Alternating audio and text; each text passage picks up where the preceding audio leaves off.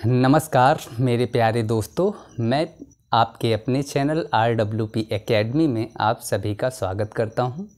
हम अभी तक जो पिछली क्लासों में हमने पढ़ा है उसमें हमने आपको बौद्ध धर्म की शिक्षाएं या फिर बुद्ध जी की शिक्षाएं बताई, बौद्ध संगतियां जिसे हम सभाएं भी कहते हैं, ठीक है। 4 सभाओं के बारे में भी बताया था। हीनयान महायान उनके जो संप्रदाय थे जो टूटे, उसके बारे में भी मैंने आपको बताया था। आज हम कुछ और चीज़ें जो उनके विशेषताएं हैं या फिर उसमें नोट्स में हम लिखेंगे उसके बारे में हम बताएंगे। उससे पहले मैं आपसे ये कहना चाहता हूँ कि देखिए, समय सबसे कीमती चीज़ है मनुष्य के लिए, ठीक है। सबको उस समय के अंदर ही उस काम को कर लेना बहुत ही ज़रूरी है, अन्यथा बाद में सिर्फ़ और सिर्फ पछतावा मिलेगा और कुछ भी नहीं मिलेगा। तो आप अपने पढ़ाई पर जितनी फोकस कर सकते हैं करें।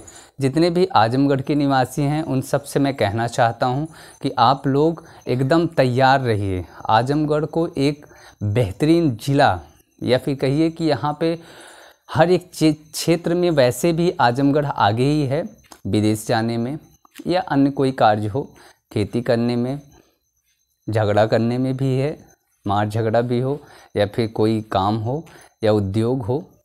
अब तो यहाँ पे प्रधानमंत्री जी ने फ़्लाइट का भी इंतज़ाम कर दिया है।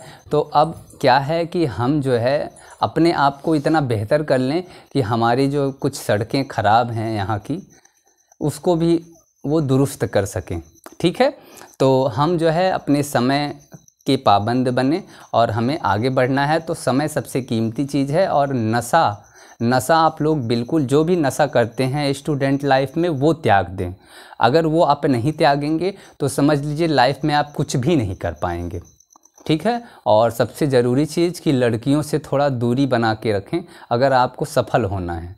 अगर लड़कियों के चक्कर में पड़ेंगे तो ये ज़िंदगी वैसे ही बर्बाद हो जाएगी। ब्रह्मचर्य जो 25 साल की उम्र तक होता है उसका पालन करिए, ठीक है। उसके बाद तो खुद माँ बाप शादी करेंगे, चाहे लड़की हो या फिर लड़का हो। लड़कियों के लिए भी कह रहा हूँ कि वो लड़का को सिर्फ दोस्त तक ही सीमित रखें, उन्हें प्रेमी न बनाएं, ठीक है। क्योंकि माँ बाप आपके लिए एक सपना सजाए बैठे हैं, उस सपने को आप लोग मत तोड़िए, ठीक है। तो हम चलते हैं, बौद्ध धर्म के बारे में हम बता रहे थे। तो बौद्ध धर्म में जो है नोट्स में आप लोग लिखेंगे, बौद्ध धर्म की प्रथम महिला संघ की जो प्रथम महिला है, बौद्ध धर्म की जो प्रथम संघ महिला है, उनका नाम प्रजापति गौतमी जी है। नोट्स बना के लिखिएगा।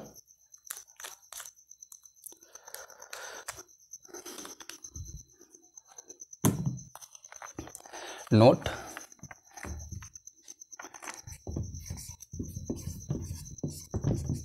नोट्स में लिखिएगा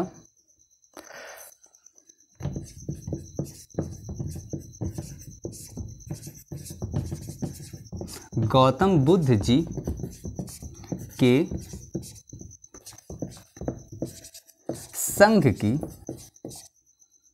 संघ में लिखिए, संघ में शामिल होने वाली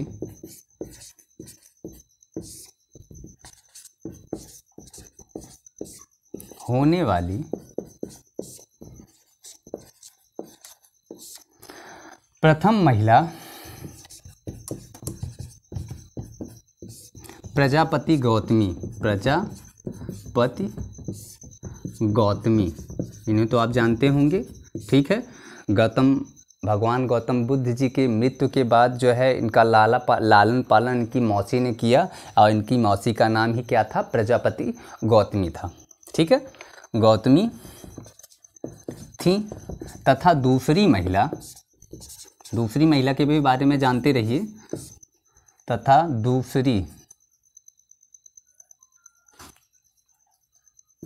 दूसरी महिला आम्रपाली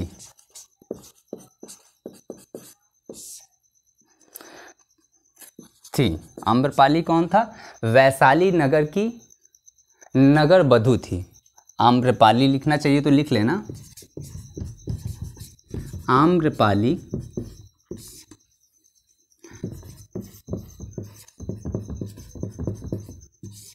वैशाली की नगर वधू थी। ठीक है, नोट्स में ये हो गया। दूसरी चीज लिखिए, बुद्ध जी ने अपना अंतिम उपदेश, दूसरा नोट्स में लिखिएगा, नंबर 1 करके लिख लीजिएगा, नंबर 2 करके लिखिएगा इसे। बुद्ध जी ने अपना अंतिम उपदेश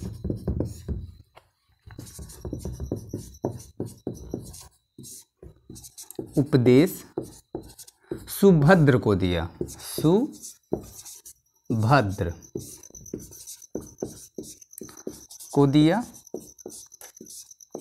ठीक है, पहली चीज़ तो नोट्स में हमने लिखा कि पहली महिला संघ, प्रथम संघ महिला की जो महिला थी वो कौन थी? हमारी प्रजापति गौतमी जी थी, खुद उनकी मौसी थी, और दूसरी आम्रपाली थी। और जो बुद्ध जी ने अंतिम उपदेश किसे दिया, पूछ सकता है कि बुद्ध जी ने अंतिम उपदेश किसे दिया, तो अंतिम उपदेश सुभद्र को दिया। ठीक है, नंबर 3 करके लिखिएगा।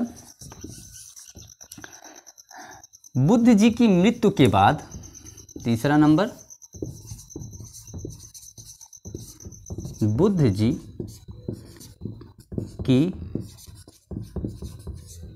मृत्यु के बाद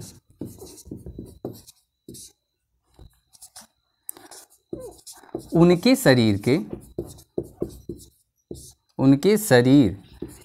के धातु को 8 भागों में बांटा गया। भागों में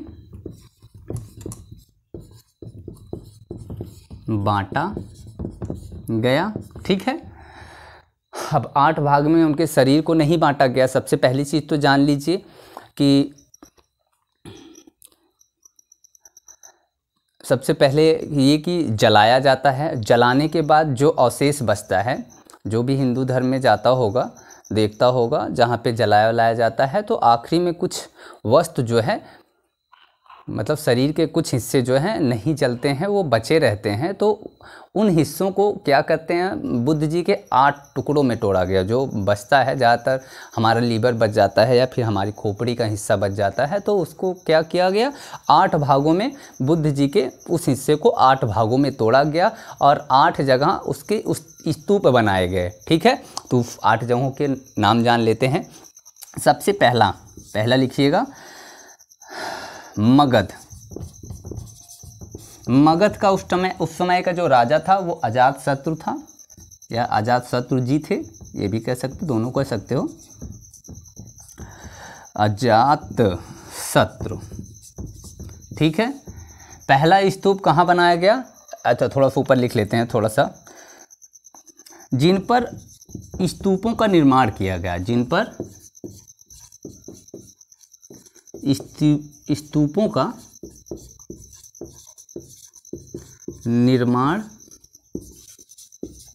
किया गया। ठीक है, जैसे नंबर 1 मगध। ठीक है, पहला स्तूप कहाँ बनाया गया? मगध में। वहाँ का जो राजा था वो कौन था? अजातशत्रु जी थे। ठीक है, दूसरा कपिलवस्तु। दूसरा स्तूप कहाँ बना? कपिलवस्तु में। और कपिलवस्तु के जो राजा थे वो शाक्य थे, शाक्य। ठीक है, तीसरा लिख लीजिएगा, वैशाली।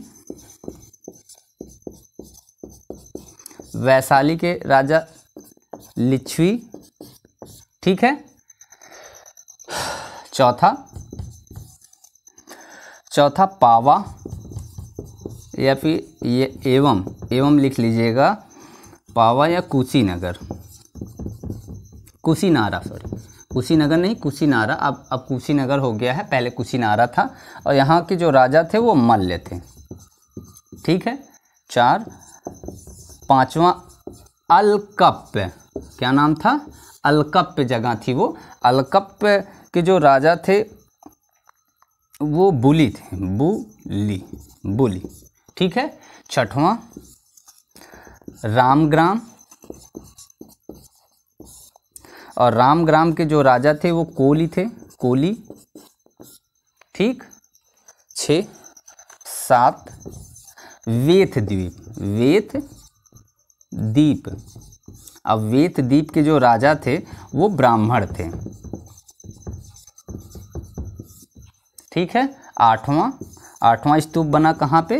विपली वन में, विपली वन। अब विपली वन के राजा मोरी थे, मोरी। ठीक है। तो ये उनके जो हिस्सों को 8 भागों में बांटा गया। ये जो कहाँ कहाँ पे स्तूप उनके 8 हिस्सों को दफनाया गया, एक तरह से स्तूप बनाया गया, या फिर जो बनाते हैं ना ऐसे करके, देखते हो मुसलमानों में कब्र, तो ऐसे ही स्तूपों का निर्माण किया गया। पहला जो है मगध में, दूसरा कपिलवस्तु में। कपिलवस्तु के राजा कौन थे? शाक्य थे। मगध के उस टाइम के राजा अजातशत्रु जी थे। तीसरा वैशाली में, और वैशाली के लिच्छवी राजा थे। चौथा पावा एवं कुशीनारा में, और उनके राजा मल्ल थे। 5वां जो अलकप्य राजा बुली थे। 6वां जो रामग्राम राजा कोली थे, और 7वां वेथद्वीप और उसके ब्राह्मण थे। ठीक है। विपलीवन के मोरी थे। ठीक है, राजा थे। तो इनके स्तूप जो है उनके जो अवशेषों का जो स्तूप बना है वो 8 जगहों पे बना है, और कहाँ कहाँ बना है उसके बारे में भी आप जान लीजिए। ठीक है। और कुछ चीज़ें हैं, अन्य बातें, बुद्ध जी से जुड़ी हुई अन्य बातें हैं, तो इतना आप लिख लीजिए। उसके बाद जो है हम उसके बारे में बताते हैं।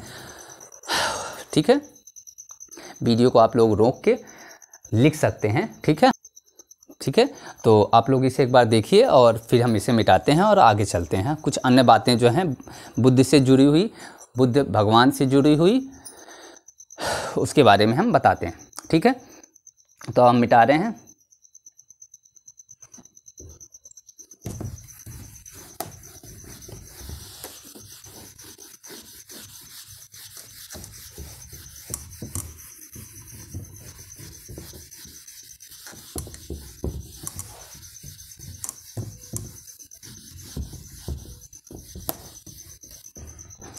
चलिए चलते हैं बुद्ध से जुड़ी अन्य बातें। भगवान बुद्ध से कहिए। ठीक है।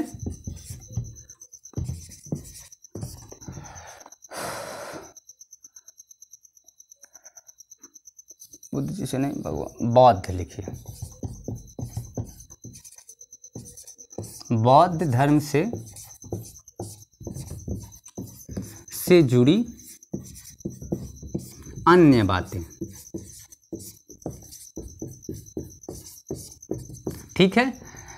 आप बोधिसत्व का नाम सुना होगा बौद्ध धर्म में, तो पहला लिख लीजिएगा बोधिसत्व। ठीक है। बोधिसत्व का नाम बौद्ध धर्म में बड़ा फेमस है, तो उसके बारे में क्या है ये बोधिसत्व, उसके बारे में हम बताते हैं। ठीक है। महायान संप्रदाय का, ठीक है, यह एक आदर्श वाक्य है। ठीक है। पहली चीज़ तो यह है कि महायान संप्रदाय का ये क्या है, एक आदर्श वाक्य है। तो लिख लीजिए, लिखते चलिए थोड़ा थोड़ा। महायान संप्रदाय का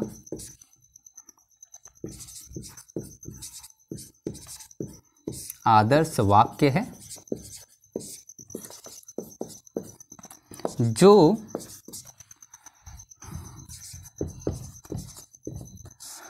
मोक्ष प्राप्ति के बाद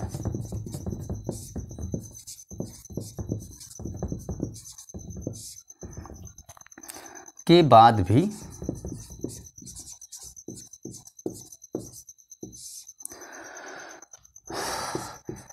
दूसरे प्राणियों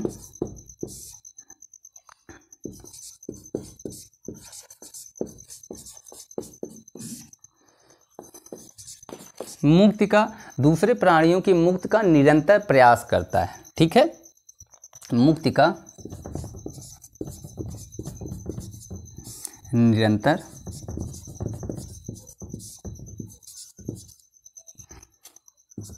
करता है या करते हैं। ठीक है। करते अच्छा लगेगा, निरंतर प्रयास करते हैं, बोधिसत्व कहलाते हैं।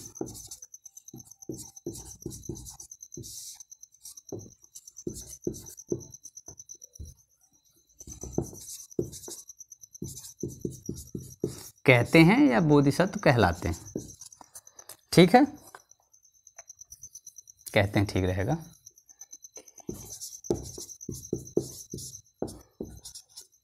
ठीक, क्या है महायान संप्रदाय का, एक तो महायान संप्रदाय का ये क्या है, बोधिसत्व एक आदर्श वाक्य है जो मोक्ष प्राप्त के बाद दूसरे प्राणियों के मोक्ष प्राप्त की क्या करते हैं, वो कामना करते हैं, ठीक है, या निरंतर प्रयास करते हैं, ठीक है, बोधिसत्व कहलाते हैं।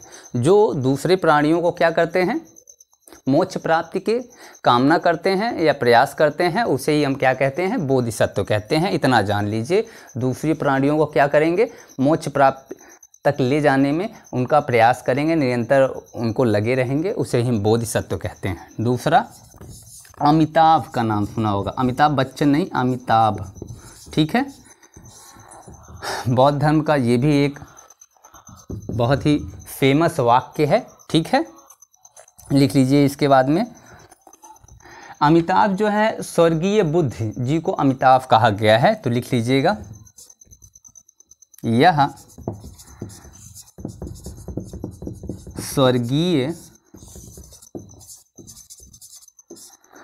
बुद्ध जी हैं, जिन्हें या फिर इन्हें, जिन्हें भी कह सकते हो, इन्हें भी कह सकते हो, इन्हें विश्व का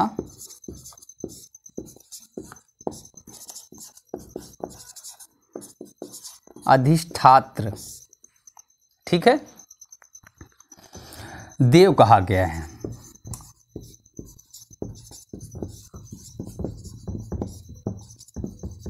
ठीक, यह है स्वर्गीय बुद्ध जी हैं, स्वर्गीय बुद्ध जी को क्या कहा गया है, अमिताभ कहा जाता है, ठीक है, जिन्हें विश्व का अधिष्ठात्र, पूरे विश्व के देवताओं का क्या कहा गया है, गुरु कहा गया है, ठीक है, किसे, बुद्ध जी को, स्वर्गीय बुद्ध जी को क्या कहा गया है।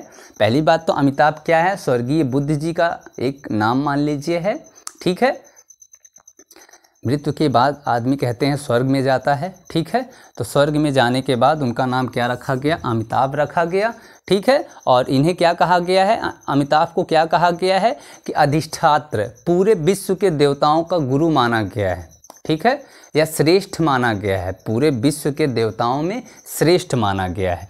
तीसरा, मैत्रेय, तीसरा वाक्य क्या है, मैत्रेय,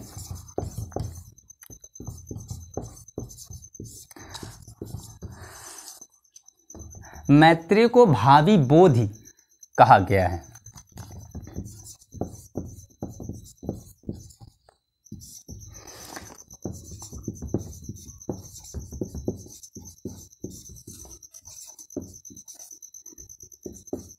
बोधि सत्व कहा गया है,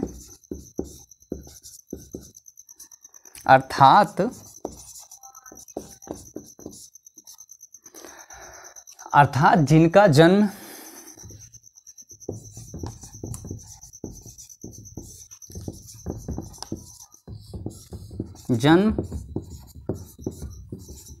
होने वाला है। मैत्रेय का मतलब क्या है, जिनका जन्म होने वाला है, उसे हम क्या कहते हैं, मैत्रेय कहा जाता है। और मैंने भावी बोध कहा है, ठीक है, यहाँ मैंने बोधिसत्व के बारे में बताया है। बोधिसत्व क्या है, दूसरे प्राणियों की मुक्ति का प्रयास करते हैं, ठीक है, जन्म के पहले ही, ठीक है, जिस आदमी के बारे में आदमी के बारे में सोचे, उसे ही हम क्या कहते हैं, मैत्रेय कहते हैं। मैत्रेय भी एक तरह से ये कह सकते हैं कि जब आदमियों का जन्म होता है, भावी का मतलब होता है कि अंदर से जो भावनाएं होती हैं कि अब इनका जन्म होने वाला है, ठीक है, जिनका जन्म ना हुआ हो, पहले ही निश्चित कर दिया जाए कि इनका जन्म होने वाला हो, उसे ही हम क्या कहेंगे, मैत्री कहेंगे। भावनाओं से अंदर से ही क्या कहेंगे, कह देंगे, उसे ही हम क्या कहेंगे, मैत्री कहेंगे। तो इतनी चीज़ें हो गई हो तो लिख लीजिए। उसके बाद और भी चीज़ें हैं जो बतानी बाकी है। बौद्ध धर्म में और भी अन्य संप्रदाय हैं, ठीक है। आप लोग वीडियो को रोकिएगा और रोक के लिख लीजिएगा, ठीक है। हम आगे चलते हैं, फिर से मिटाते हैं, ठीक है। हर एक चीज़ को बताते चल रहे हैं, कोई कुछ भी आपका छूटेगा नहीं, ये याद रखिएगा आप लोग, ठीक है।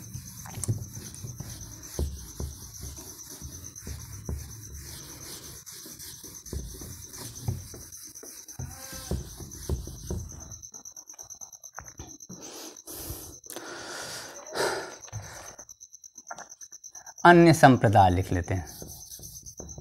बौद्ध धर्म से जुड़े अन्य संप्रदाय।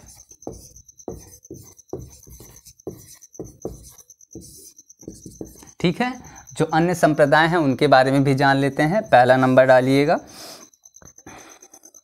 व्रजयान। व्रजयान, ठीक है। ब्रजयान संप्रदाय के बारे में, इसका उदय 5वीं या 6वीं ईसा पूर्व में हुआ, ठीक है।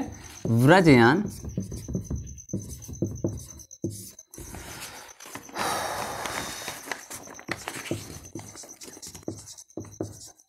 संप्रदाय का उदय 5वीं या 6वीं लिख लीजिएगा ईसा पूर्व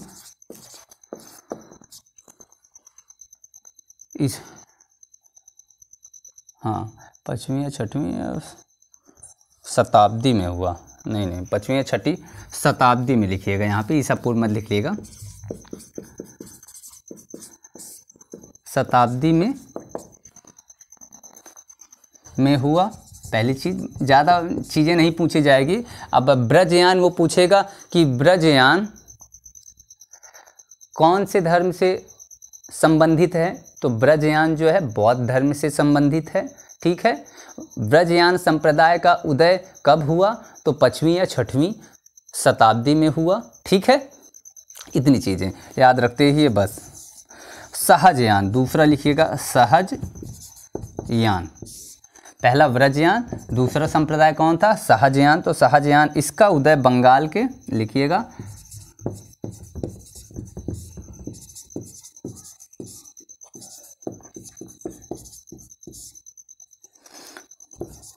बंगाल में पाल शासक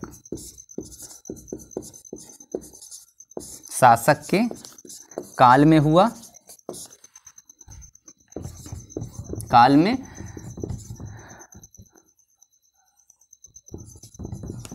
10वीं सदी में हुआ, सदी में।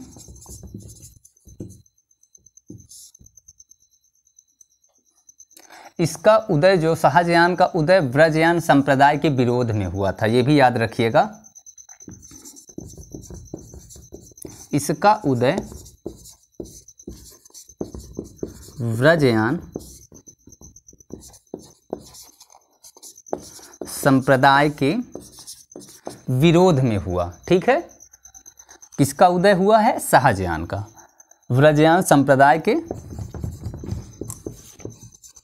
विरोध में हुआ। तीसरा लिख लीजिएगा, कालचक्र संप्रदाय, कालचक्रयान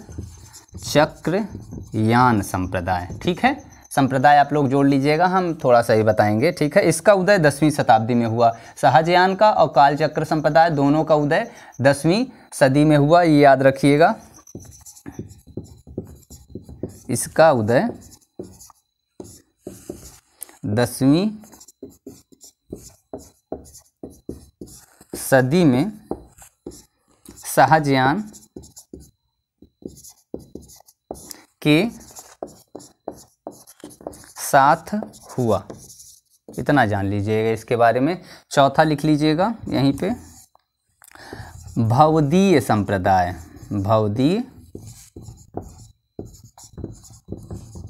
भवदीय संप्रदाय। इसका उदय महाराष्ट्र महाराष्ट्र, नासिक भी यहाँ लिख लीजिएगा। नासिक एवं कन्हेरी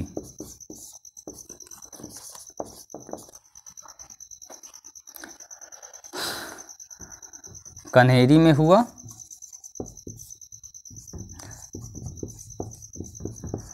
गौतमी पुत्र सातकर्णी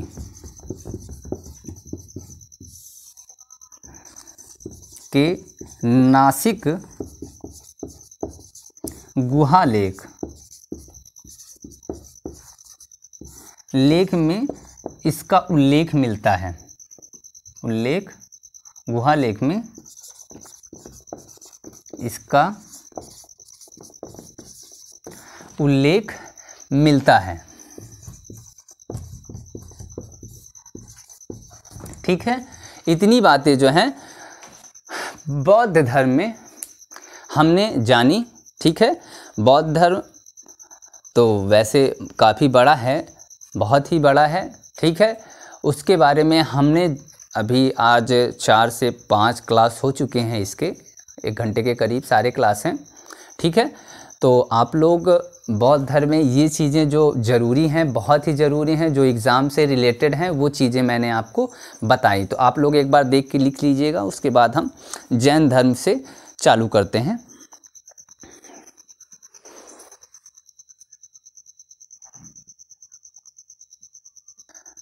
ठीक है मेरे प्यारे दोस्तों, तो व्रजयान के बारे में जान गया। व्रजयान संप्रदाय का जो 5वीं-6वीं शताब्दी में इसका उदय हुआ है। ठीक है, शाहजहां इसके विरोध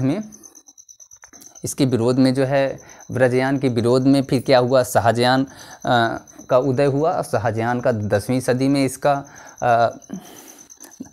उदय हुआ था। ठीक है, फिर उसके बाद कालचक्रयान के बारे में बताया, इसका भी उदय शाहजहां के साथ में 10वीं शताब्दी में हुआ। फिर बौद्धीय संप्रदाय, इसका उदय महाराष्ट्र में हुआ।